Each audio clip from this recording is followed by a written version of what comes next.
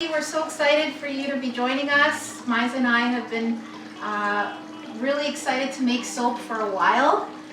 So we're going to show everybody at home the process. It is a rather long process, so pack your patience. And we have to be very, very vigilant when it comes to safety. So you'll need gloves, an N95 mask when we mix the lye. Because this is a form. You can see that we made this in, what does that say? 2009, right? So I went to Home Depot and I bought some wood, and then Frank was nice enough to put 4 of these together for me.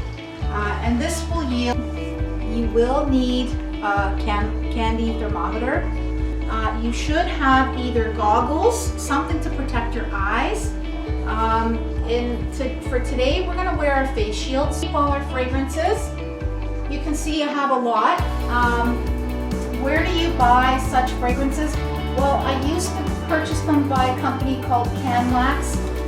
They've moved far away from me, so I can no longer, I still have some stock from Canlax, but New Directions is the company that I order from. You do need a minimum order of $100. So soybean oil, or I use sunflower oil instead, which is just as fine. You need olive oil. So the base of the oil is olive oil. So soybean or sunflower oil, 6 ounces. Olive oil, 16 ounces. The majority of the soap is from olive oil. Coconut oil, cocoa butter, which I mentioned already. And cocoa butter is rather hard. So those are all of your oils. Like I said, for the lye, you need the lye, which is 6.69 ounces. And that's our lye here. Very powerful stuff, sodium hydroxide. And then the water, which is 15.59 ounces. You may want to color your soap. This is, it's called an oxide. There's, it's very small amount. We use distilled water, and we need 15.59 ounces. So I'll just go ahead and pour. So for lye, we need 6.69 ounces.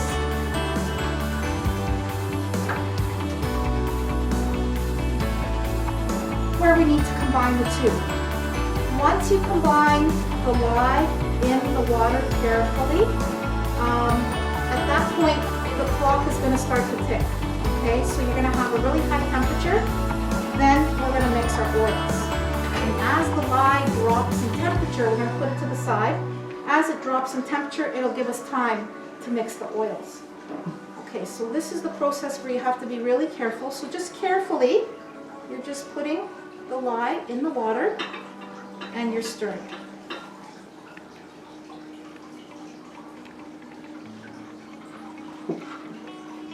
Can you move? Yeah. All right, so I'm just mixing it.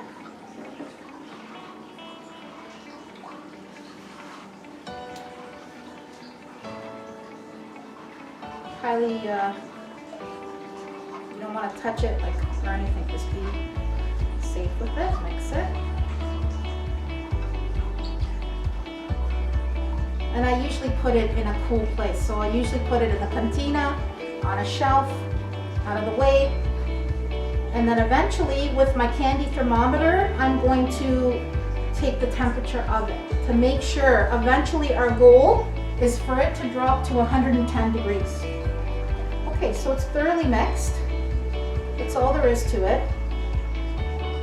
Again, this is not for children. Adults, you need to be extremely careful here. Okay, so what you have in this container is extremely dangerous. So obviously you need the lye to make soap, right? But this is the part where you need to be careful, okay?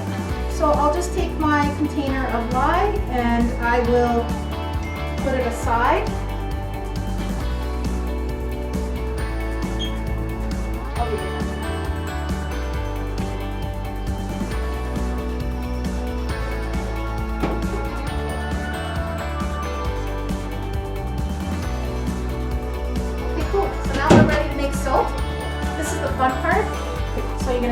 scale, and you are going to put your container on top. This is a great container. I melt my oils. If you need to melt them, I use a microwave. I'll just put it in and just set it at a low temperature and mix it. Ideally, I gotta find another one of these because I want to keep this one for the live. Okay, so the first one that you need is oil. And the olive oil, this is your, this is the ingredient that you're gonna need the most of, which is 16 ounces. So it's torn to 0.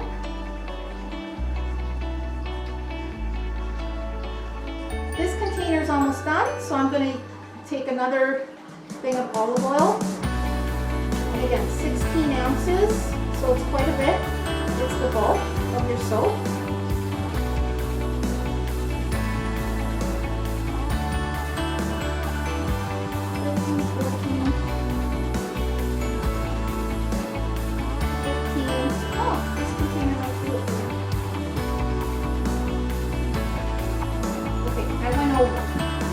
So if you go over, you're going to need to take some out.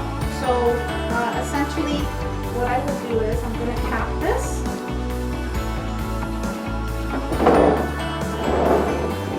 Okay. I've gone over, so I'll just put it in here for now. Just want to take it out. Ideally, you don't want to go over, but. So 15.8, you want to reach 16. 15.9.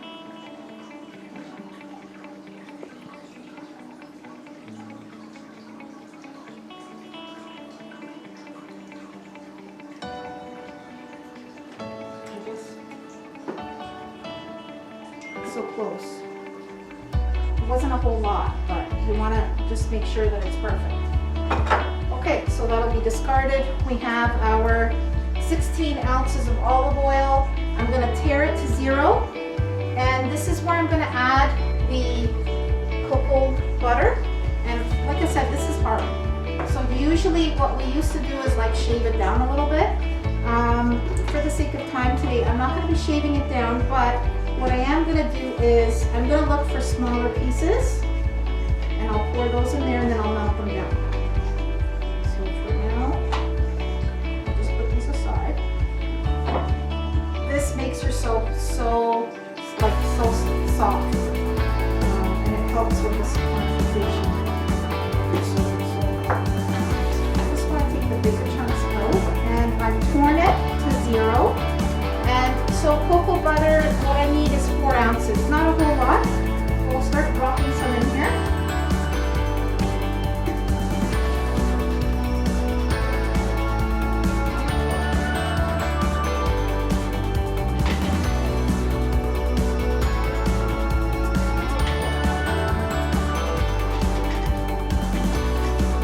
I'm going to put that back on my scale, tare it back to 0. So far we have 16 ounces of olive oil, and we put the 4 ounces of cocoa butter. We're going to put the rest of our ingredients in there. So the recipe calls for soybean 6 ounces. I use sunflower oil, so I'm going to go ahead and put 6 ounces of sunflower oil in here. 10 ounces. So I'm going to, this is pretty hard because I had it in a cantina. Okay, so it's torn back to 0, and I need 8. I said 8 of palm? Yeah, 8. To 0. One last ingredient, which is the shea. And the shea, we only need 4 ounces of the shea. What's that? This is shea butter. Shea butter makes it so soft. What Just a little bit, a minute and a half tops. And you can see now that the oils are starting to blend nicely. You want all of your oils to mix together. So from the looks of it, looks as though it's cooled down nicely.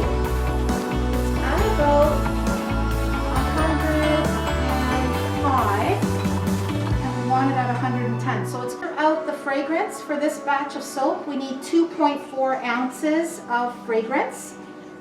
So this is our lavender fragrance. I'll put the container there, I'll tear it out. And then I'm going to make sure that it goes to 2.4.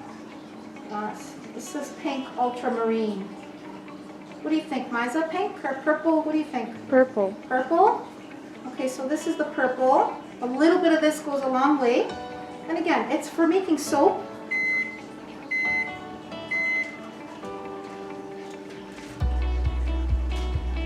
So then this is a 1/4 teaspoon.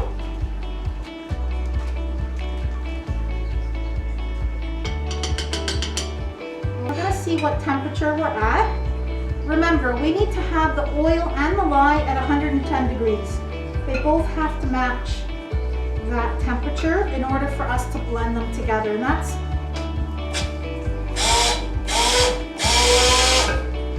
I'm going to slowly pour in the lye.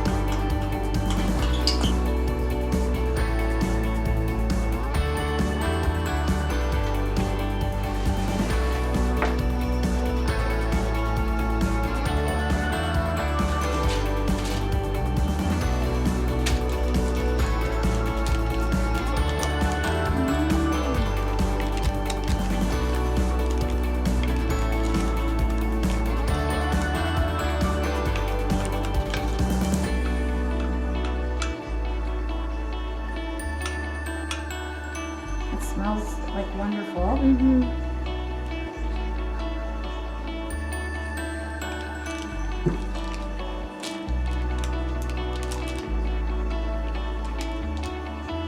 So it'll just have like a little bit of purple, kind of like a marble effect to it. Make sure you get all of your soap. And again, time you're working, you gotta work quickly at this point. Once your oil and your lye is mixed, you gotta work fast. Okay, so I'm just gonna spread it.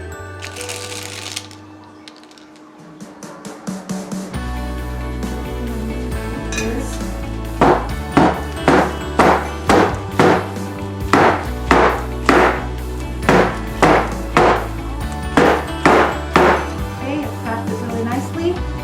Again, I'm just gonna make sure that the top cover it with saran wrap, and then we're gonna wrap it up with some blankets.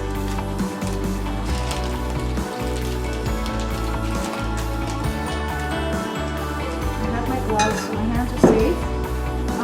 Okay, so saran wrap.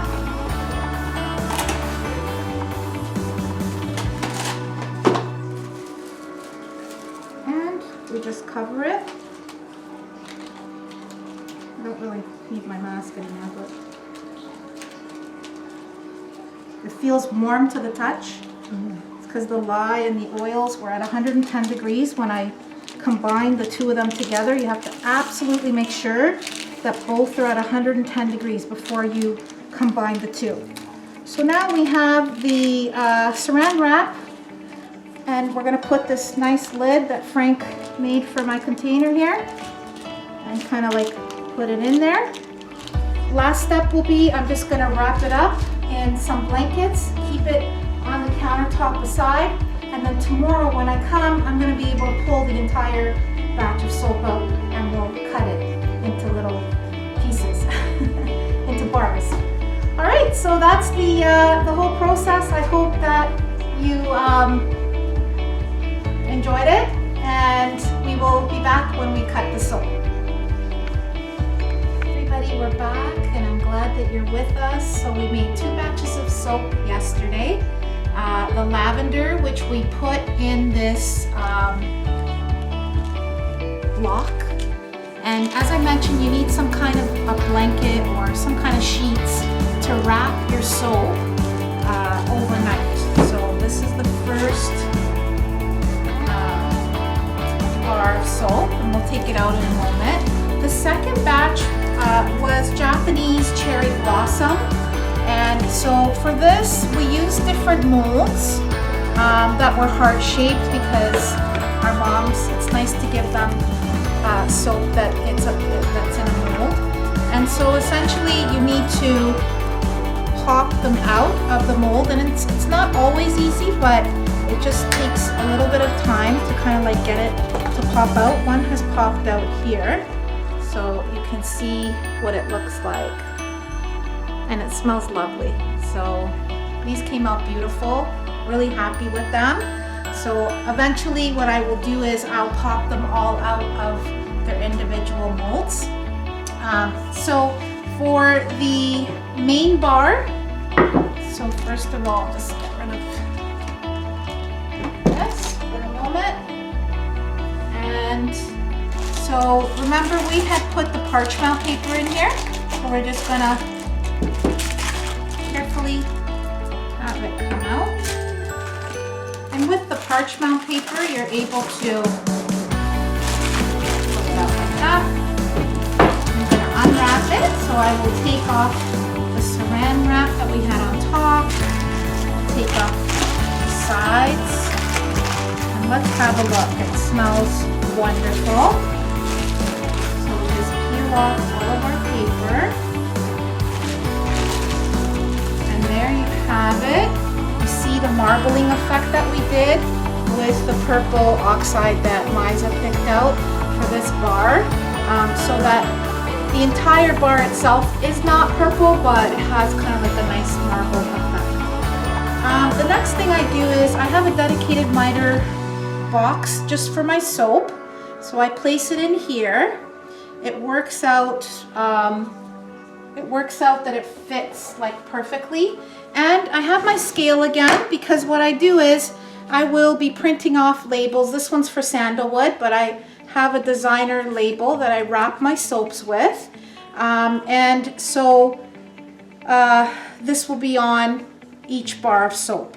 So I do like to weigh it just to see how much it weighs. And I want to make sure that it's a good size. So usually, just to show you, I sometimes cut the edges here. So if I were to cut the edges, it would just be like really small, just to kind of shave off each end. So as I cut it, that's just taking off the end. And so now I'm ready to cut my first bar of soap. And I know in and around where I need to be at. And then I just put this through. And there's the first bar. I'll just put it on here. And this is 4.24 ounces, so it's a good size bar.